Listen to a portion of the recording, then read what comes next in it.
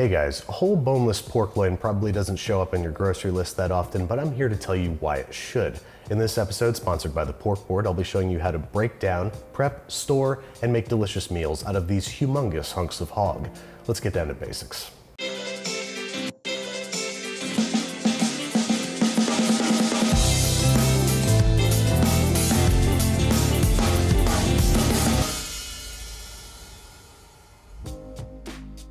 Alright guys, the first thing we gotta do is negotiate this full-size boneless pork loin that I acquired from Sam's Club. We want to look for a roast that has a good healthy fat cap on top, and once we've gotten it out of the packaging and patted it dry, we can start breaking it down into our desired pieces. Now I'm going to go for a center cut loin roast and a couple different kinds of pork chops, so I'm going to cut out, you guessed it, the center. This is where the fat cap is going to be the largest and give us the most even coverage, so we're cutting that guy out. Now let's give these guys a flip so you can see how the meat changes as we go down the length of the loin. As you can see over here on the blade side, we've got a lot of darker, fattier meat, whereas over on the sirloin side, we have much less. This is probably the more challenging part of the pork to cook, so we're gonna cut it into ultra thick pork chops that we're gonna sous vide. Over on the blade side, these guys are better suited for traditional cooking methods like pan frying and grilling. As you can see, the chop on the right has a lot more fat and connective tissue that are gonna help it stand up to the heat, whereas the other end of the loin is much leaner. But for the meantime, we're going to deal with the center cut pork roast. That we are going to butterfly. Basically, we're placing a large cut down the bottom third of the roast, opening it up like a book until we reach the other end of the roast, at which point we're going to make another cut, opening up the roast yet again, more like a pamphlet or a travel brochure. By doing so, we've essentially tripled the surface area of this roast and tripled our potential to make it delicious. First, we need to cover it with plastic wrap and pound it out flat. We want this nice and even. If you can't seem to find your meat mallet, a heavy bottom frying pan will sometimes do the trick. We're not trying to tenderize it or anything, we're just trying to even it out so it will more effectively turn into a pork roll, as we utilize a method from America's Test Kitchen. One that starts by making an ultra flavorful paste out of a few tablespoons of freshly chopped rosemary and about 8 cloves of minced garlic, both of which we're going to place into a cold stainless steel frying pan. We're starting this off in a cold pan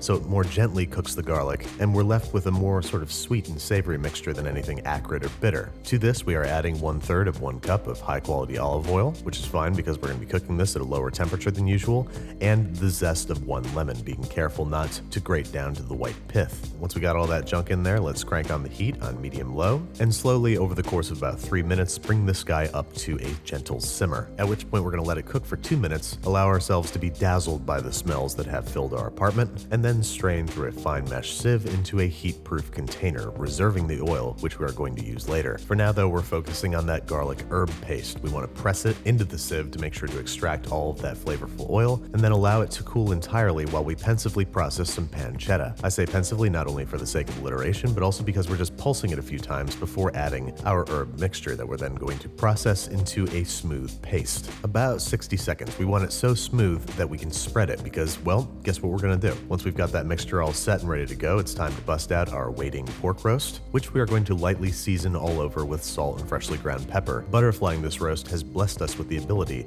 to season it throughout, making sure that no bite of pork is bland or boring. Then we're going to flip it back over fat cap side down and begin a smearing. We want to spread this mixture out as evenly as possible while leaving about a 2-inch gap on one side of the roast, the side to which we are going to roll towards. This is going to leave us a nice gap at the bottom of the roast so our beautiful flavor paste doesn't leak out on us. Once we've got our roll rolled up into a nice roll, place it gap side down, and then it's time to tie it up tight. Place a length of butcher's twine about every inch or so underneath the roast, tie up top using a, I can't remember what it's called, it's been a long time since I was in Boy Scouts, knot. Basically it's a square knot with an extra turn on the first twist. I don't know, dude, just tie it up. It's not gonna explode, especially because we're gonna be cooking this guy slow and low, 275 degrees Fahrenheit for about 2 hours, or until it reads 135 degrees Fahrenheit in the thickest part of the roast. In the meantime, you can see that I'm simply seasoning all my chops with salt and pepper, both sides of course, because whether we are sous videing these or not, we are vacuum sealing them all for storage in the freezer. But the chops that we are going to sous vide, we're gonna drop a single clove of garlic in there, a sprig of thyme on one side of both of the roasts, and a sprig of rosemary rosemary on the other. We're treating these guys the way we might treat filet mignon because they are very, very lean and they're going to require gentle cooking so as to remain flavorful and moist. We're dropping this guy into a 144-degree Fahrenheit bath for precisely 60 minutes, 90 minutes if you're doing this fresh out the freezer. Once 1 hour has elapsed and we have removed our pork from the bags and patted them dry, we're going to place them into a smoking hot skillet, hot as you can get it, because we're just doing this for a little bit of color and texture on the outside of our chops. They are cooked to a perfect 144 degrees Fahrenheit on the inside, and we don't want that raising a single degree, so try to cook them as quickly as possible. Sous vide meat also has a kind of gray, nasty, pallid appearance, so try to make sure that no facet of your chops go untouched by the heat. Once those have been sufficiently seared, we're going to remove them from the heat, place them on a plate, cover them with foil, and make one of my favorite things in the world, a simple pan sauce. We got that nice fond in the bottom of the pot that we're going to deglaze with a good glug of chicken stock as well as a smaller glug of dry sherry, and for flavor extra credit, we're also going to throw in a couple sprigs of fresh thyme, scrape up all that good stuff off the bottom of the pot, and we're also going to add a little squeeze of lemon, because between the chicken stock and the sherry and the eventual butter that we're going to add to this sauce, this is turning into a very rich affair and we need a little acidity to cut through it all. Once the liquid has reduced by about half, we're going to remove the thyme sprigs, kill the heat,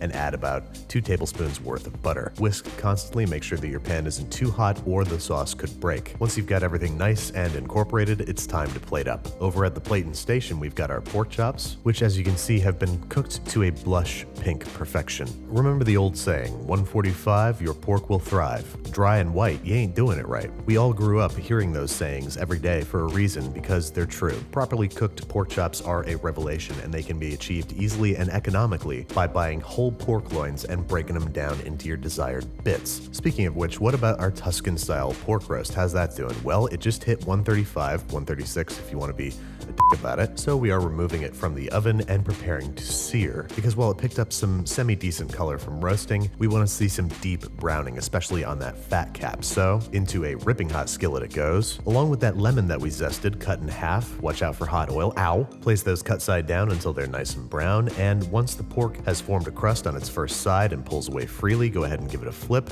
Take the lemons off when they're nice and brown, and continue browning the pork all over until it is beautiful and, well, brown. Give it a nice shake to get some of them restaurant-style flames up in your pan, and then we're going to make a simple vinaigrette out of the pan-seared lemons and the reserved oil that we cooked the rosemary and garlic in. We're also going to add just a little handful of freshly chopped parsley for some color and brightness. Add that in there, and then whisk the whole affair together with a fork until emulsified. Sorry, I didn't use tiny whisk. He is in the dishwasher. Season with salt and freshly ground pepper, and then once our roast has been thoroughly seared on all sides, it's time to carve and serve. First, we gotta snip off our butcher's twine that we tied with what I'm gonna call the half double square knot, and then it's time to cut into this baby and see if we got a good swirl. Moment of truth, and mission accomplished. Crispy fat, tender, juicy pork, super flavorful filling, and a bright, herbaceous vinaigrette. This has got to be one of the pinnacles of pork. That's right, I think this thing can go toe-to-toe with bacon any day of the week, mainly because it is stuffed with pancetta, which is a type of bacon. I really hope you guys try this one for yourselves, but I also hope that you try buying and breaking down your own primals. It's a good learning experience, it's economical, and as you can see, it often can yield delicious results.